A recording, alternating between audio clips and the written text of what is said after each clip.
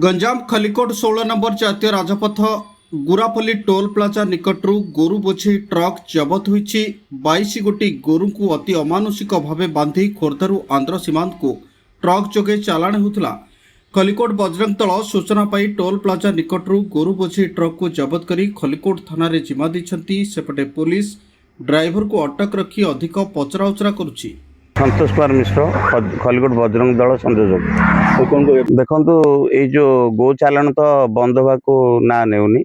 विधर्मी मैंने सब बेले प्रायतः आमर खलिकोट अंचल जो टोल गेट अच्छी जोटा कनेक्ट कर भुवनेश्वर टू ब्रह्मपुर से रोड रे प्रत्येक दिन प्रत्येक राति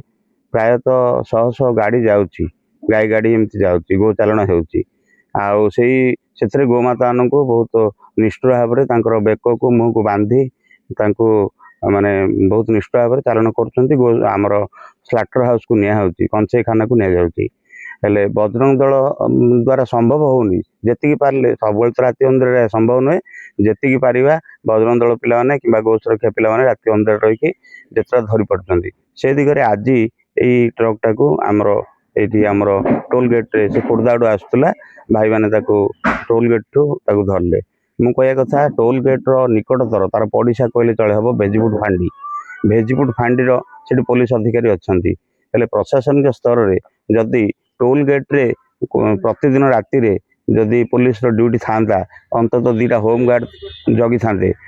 टोल गेट रे ठिया था तेज गोटे भय संचार हो जाता आउ विधर्मी मैंने गो चालाण टोल गेट देखिए प्राय 22टा गोरु अच्छा 22टा गोरु अमानुषिक भाव में बेक को बंधा जाए बेक सिंह को बंधा जाए ये 22टा गोरु ये लोड होती आसूला ये खोर्धा पटू आसूला एपटे जहाँ जना